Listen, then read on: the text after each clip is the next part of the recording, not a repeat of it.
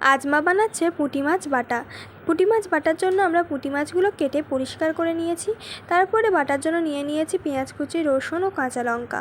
তারপরে মিক্সিতে পুঁটি মাছগুলো দিয়ে একে একে কাঁচা লঙ্কা, রসুন কোয়া আর পেঁয়াজ কুচি দিয়ে ওটা পেস্ট করে নেব।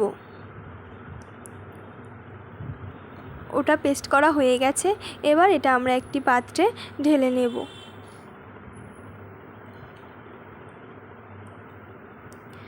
তারপরে কড়াতে তেল দিয়ে তেলটা গরম হলে গরম তেলের উপর দিয়ে দেব জিরের ফোড়ন। জিরে ফোড়ন দিয়ে একটু নাড়াচাড়া করে দিয়ে দেব পুঁটি মাছ বাটাটা।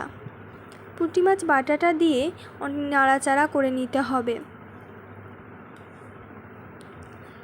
অনেকক্ষণ নাড়াচাড়া করার পর পুঁটি মাছ বাটার উপর দিয়ে দেব হলুদ গুঁড়ো, জিরে গুঁড়ো, ধনে গুঁড়ো, লঙ্কার গুঁড়ো ও পরিমাণ মতো লবণ দিয়ে ওটা একটু কষিয়ে নেব। পুঁটি মাছ বাটাটা অনেকক্ষণ ধরে একটু নাড়াচাড়া করতে হবে, যতক্ষণ এটা শুকনো শুকনো হয়ে যায়। পুঁটি মাছ বাটাটা যখন নাড়তে নাড়তে পুরো শুকনো হয়ে যাবে, তখন ওটা আমরা তুলে নেব। পুঁটি মাছ বাটাটা শুকনো হয়ে গেছে।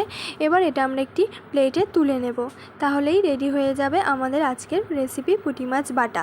আপনাদের যদি ভালো লাগে ভিডিওটা, তাহলে সাবস্ক্রাইব করুন এবং লাইক, কমেন্ট, শেয়ার করুন।